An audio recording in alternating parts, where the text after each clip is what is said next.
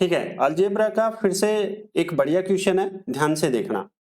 Question है कि the sum of the cubes of two given natural number is 9, 7 to 8। ठीक है, यानी कि दो संख्याओं के घनों का जो योग है वो 9, 7 to 8 है।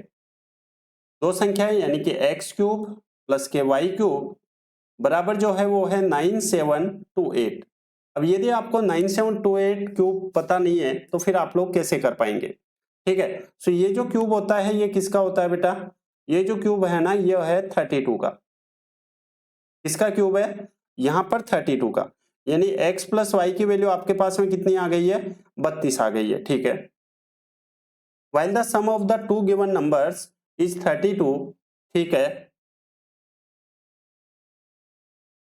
ठीक है, what is the product of two given number. ठीक है, जबकि दी गई दो संख्याओं का जो योग है वो है 32।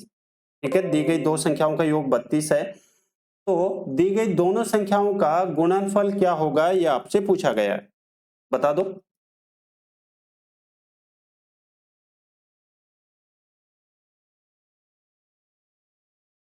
अब आपको यहां पर क्या ढूंढना है, ध्यान से समझना। आपको यहां पर दो संख्याओं का यहां पर क्यूब जो कितना होना चाहिए? 9728 होना चाहिए, और दोनों संख्याओं का जो सम है वो कितना आना चाहिए? 32 आना चाहिए। ठीक है, सो सम यदि 32 आ रहा है तो यहाँ पर यदि हम लोग ऐसे ही जनरली सोच लेते हैं, ठीक है, कि x की वैल्यू यहाँ पर 20 रख देते हैं। सो x की वैल्यू 20 तो y की वैल्यू कितनी रखनी पड़ेगी हमें? यहाँ पर 12।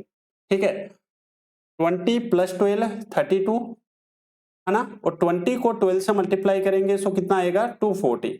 यानी कि ये हमारा जो हमने सोचा है वो एकदम राइट है। ठीक है, सो कई क्वेश्चंस आपको ऐसे भी करने पड़ेंगे।